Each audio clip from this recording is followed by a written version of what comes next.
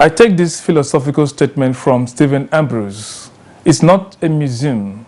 It's not a place of artifacts. It's a place of ideas, end quote. Now, how rich are ideas behind Nigerian artifacts? Indeed, they are wealthy and enriching not just Nigerian museums, but also European museums. But is Nigeria really reaping from its artworks and heritage? In the next half hour, someone with vast knowledge of anthropology and museology will be talking to us on exploring Nigeria's artifacts, museums, monuments, and heritage sites. I am Joseph Otsen. Welcome to On the Spot.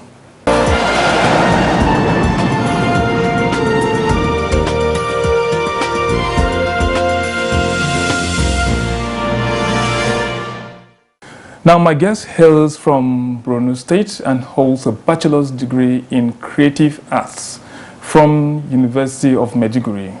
He obtained a master's degree in museum studies from the University College London.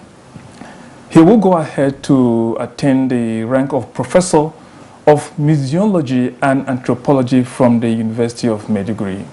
My guest is a lover of his profession, serving as head of Department of Fine Arts, University of Maiduguri, 2012 to 2016. My guest is a consultant who is also involved in setting up museums, exhibitions, and documentation. On the spot is the Director General, National Commission for Museums and Monuments, Professor ABBA Issa TIJANNI. Nice to have you on the program, sir. Thank you. Thank you for having me. Okay, sir, when you talk of artifacts, these days the first thing that comes to mind is repatriation of Nigerian artifacts from European countries. What is actually happening now? What stage are we now? Well, thank you very much. In fact, the issue of repatriation in respect to Nigerian artifacts is already in advanced stage, because we have achieved a lot over this short period of time. We are able to sign a transfer agreement of all the Benin bronzes that are in public museums in Germany, up to 1,130. And also, we have been able to reach agreement with some museums in the United Kingdom for the repatriation of Benin bronzes that were taken during the 1897 punitive expedition. Likewise, in the United States, we have the Smithsonian Museum of African Art in Washington, D.C. Then we have the National Gallery of Art also in Washington, D.C. And then we have the Rhodes Island also in the United States. All these three are coming together on the 11th of October for us to sign the transfer agreement of all the Benin bronzes in their holding to Nigeria. And we are also making headway with so many other museums across Europe and in the US for the repatriation of the Benin bronzes. So we are well in advance in this area at the moment. Okay, the ones that are back in the country now, where do we have them? Well, at the moment we have a few objects that are returned, and as you may know, the objects from Aberdeen and Cambridge that were returned to Nigeria are in the possession of the Oba of Benin, which the President has directed for us to take it to the Oba.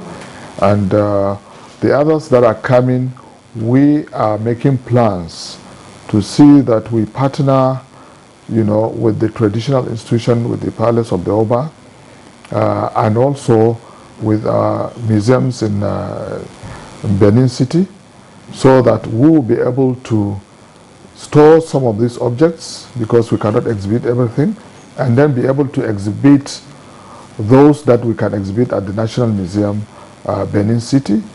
And also we have plans to build new storage facilities, which the federal government is supporting, so that all these artifacts that are coming, we will be able to store them in a befitting, facility that is of international standard, while we make arrangements for them to also to be exhibited in various museums that the Nigerian populace will be able to visit and see.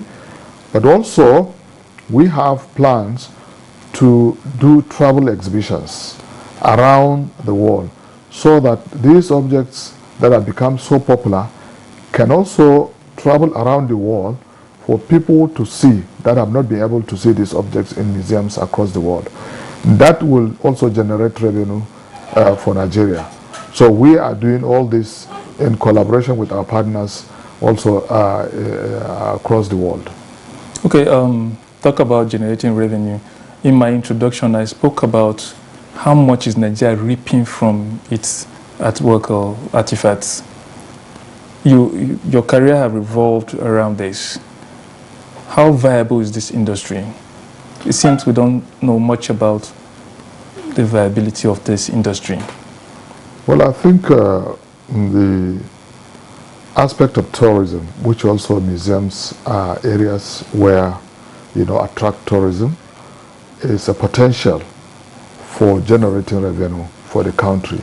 And that is why we are making efforts to see that the Benin bronzes that are being returned are also exhibited, not only for Nigerians, but also for people from outside the country to come and see the richness of our culture. Because exhibition is of different kinds. Most of these objects have been exhibited in museums across the world where they have been holding these objects.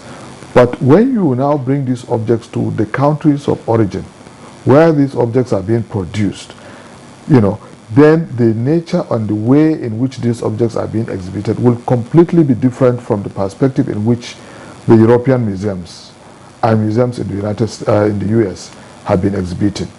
We have the knowledge of the local community. We have the ancestors of these objects that are around. We will be able to get rich information and input from them, that our exhibition will become interactive and will become attractive, and therefore tourists will be able to visit our exhibitions, and that will also generate revenue for us. But I also want to say that exhibition is not only the way to generate revenue. We have so many plans, because we have areas of research. Funding is coming into the country because we are going to collaborate with research funding institutions that will attract money to the country, and our scholars will be able to now research on the objects while they're here. And that's another way of attracting funding to the country. But also, as I said, we have areas of capacity building. We are partnering with these different museums so that they will be able to build the capacity of our staff, but also in return, we also visit their museums, and all this is part of actually funding our staff to get more knowledge and experience in collaborating with them. Then we also have areas where we can now use digital information data to generate revenue. We can put our digital images of these objects on virtual platforms that you can subscribe to generate revenue. We can also use this to print souvenirs and so many other things. So there are many ways of generating revenue, not necessarily just by exhibiting the objects. Okay, I'm meant to understand that you talk about collaboration. You had some memorandum of understanding signed regarding exploring the Nigerian artifacts and museums and so on. Just give us, briefly, insights on some of this memorandum of understanding. Well, you see, the repatriation is, we are talking the ordinary Nigerians will assume that we are signing agreements for the return of these artifacts. But we've been saying that as professionals on our side, we are saying that these artifacts have been away from Nigeria for decades. Yes. And these countries have been reaping the benefit of these objects that are in their possession. And therefore, when we come to do the draft for the signing of the agreement for the repatriation, we make sure that we get some things in return. Not only the objects, but also we want support in infrastructural development. We also include capacity building so that we make sure that as museum professionals that have advanced, they have modern equipment, modern facilities, and modern ways of conservation, curation, exhibition, documentation. And all these are not much available in our museums in Nigeria. And we now take advantage of this opportunity to see that we tap on these, experiences that they have, so that we will be able to benefit, and our staff in the museums can be able to understand and learn from modern ways of doing these museum activities. And this we make sure is built into our memorandum of understanding. We also make sure that the rich digital database they have over the years, as a result of so many ways of digitizing these objects, 3D scan, and so many other things, we also take advantage of this so that we have this database transferred to us as the owners of these artifacts. We now will be able to direct the museums that whenever they want to utilize this digital data, they must seek permission from us. And where there is revenue attached to it, then Nigeria will have an interest in that as well. It will have a share. So all these are also built into our memorandum of understanding, and that is how far we are going. Okay. We still have more to talk about exploring the potentials of Nigerian artifacts and museums, monuments, and heritage. But we'll take a break now and come back shortly. Okay, we'll take a break. Don't go away. We'll be back soon.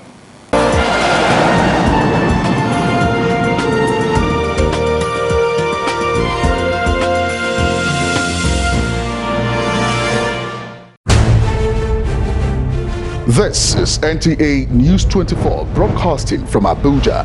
You can watch us anywhere, anytime on the following platforms.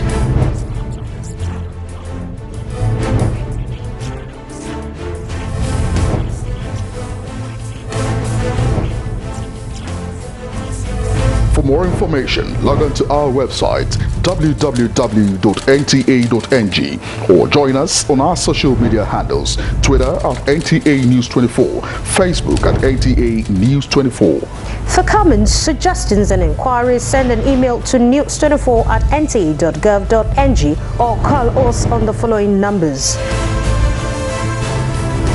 NTA News 24, news and more news.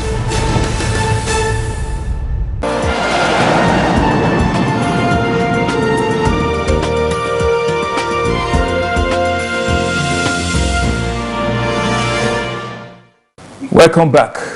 This is On the Spot, and my guest is Professor ABBA TIJANNI, Director General, National Commission for Museums and Monuments. Now, Prof, I'm meant to understand that the Commission has about 100 museums and monuments and 2 UNESCO World Heritage Sites under its management. Am I correct? We have 53 national museums across the country, and we have 65 monuments and sites across the country. And then we have 2 World Heritage Sites. Okay, that's beautiful.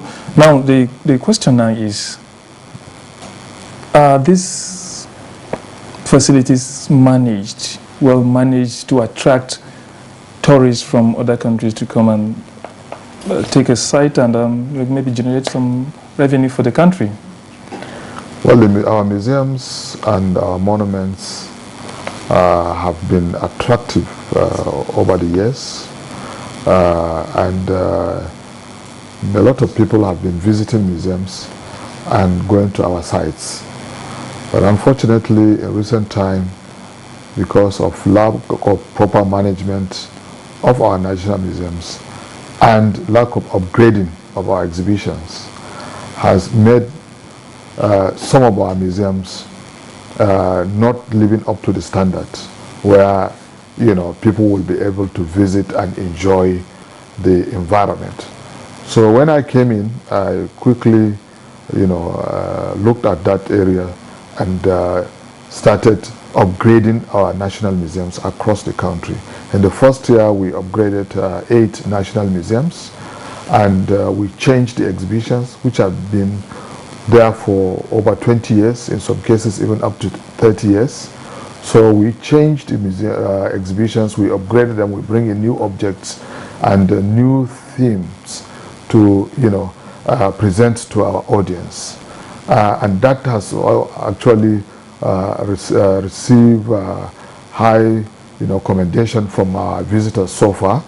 And also this year, we have taken it upon ourselves to upgrade the exhibition and renovate some of our national museums.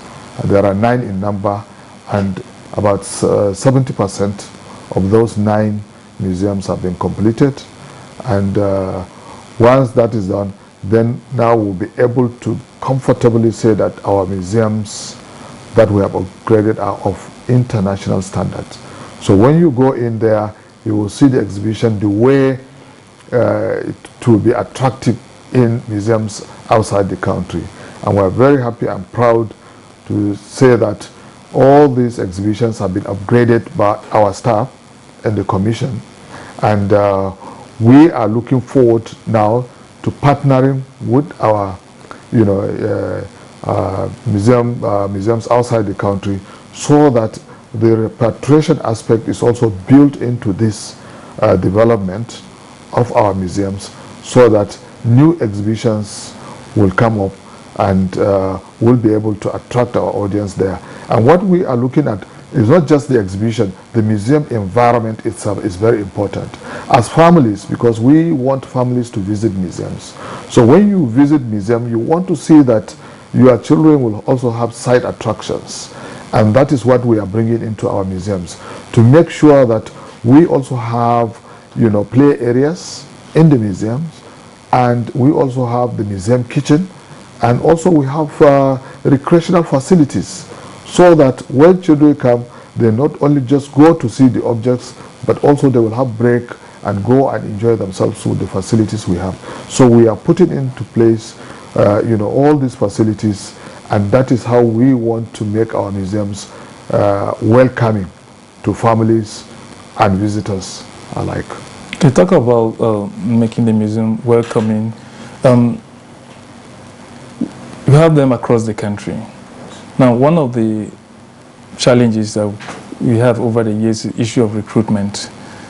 You'll find out that a lot of people that may end up being staff of the commission or managing these museums may not necessarily be people who are interested in that field.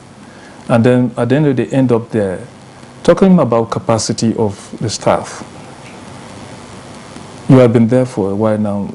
Is that challenging for you regarding their capacity to be able to kind of, if possible, even sensitize people and try to get the attention, attention of people to the museums?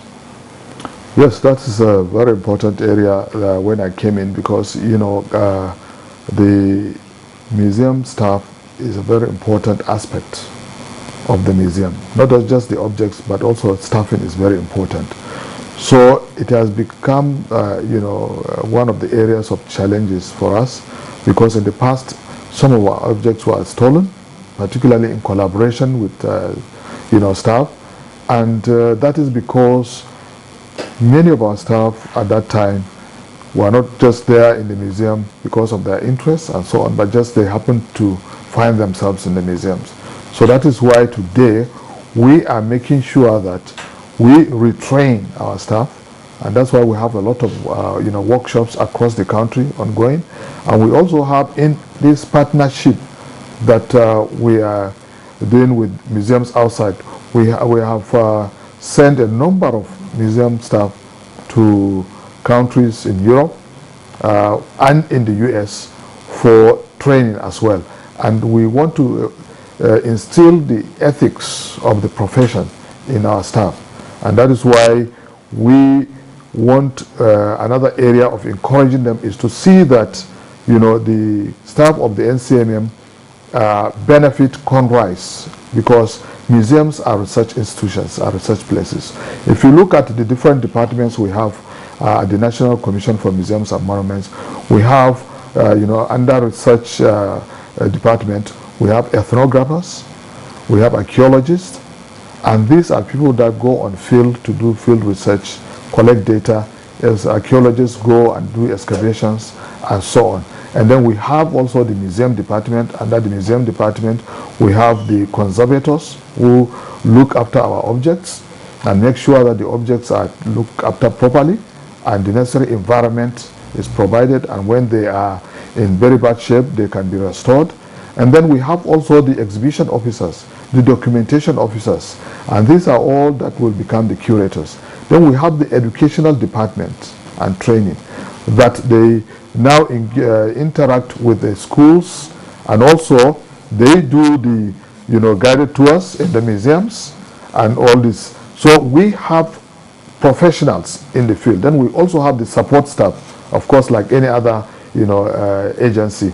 We have the accounts, we have the projects and works, admin and the rest. But the core professionals are there. They are the ones that are handling our museums, and we make sure that we instilled aspect of the profession, you know, in the training, so that they will be the ones that will be looking after our museums, and they are happy and enjoying the profession, so that we don't employ people for the sake that we want to fill the, you know, space. So we make sure that there are people that are well trained. Okay, we're running out of time, but briefly, your commission also supervise over establishment of private museums. What is the relationship like in terms of collaboration, in terms of relating with a private partnership? Well, the commission is actually empowered to register and regulate private museums. Now, when we talk about private museums, we are talking about museums that are owned by individuals or certain organizations. And any organization or individual that wants to set up museum will have to approach us, and then we'll give them the guidelines. And once this museum is built, the structure is there, we'll have to go and inspect and see that it's befitting for a museum before we give the registration. And after registration, we'll be visiting and regulating so that the profession continues. But also there are state museums. There are also museums owned by other agencies of governments. All these are within our jurisdiction. We also have the monuments. We are the ones that will now look at any any potential monument and assess it and recommend it to the president for approval. Okay. Thank you very much, Professor ABBA TIJANNI, Director General, National Commission for Museums and Monuments, for lending us your time to discuss on exploring Nigerian artifacts, museums, heritage sites and monuments on the spot. Thank you very much. It's an honor having you there. And to you viewers out there, thank you for being there. See you next time. I'm Joseph Oten. Bye-bye.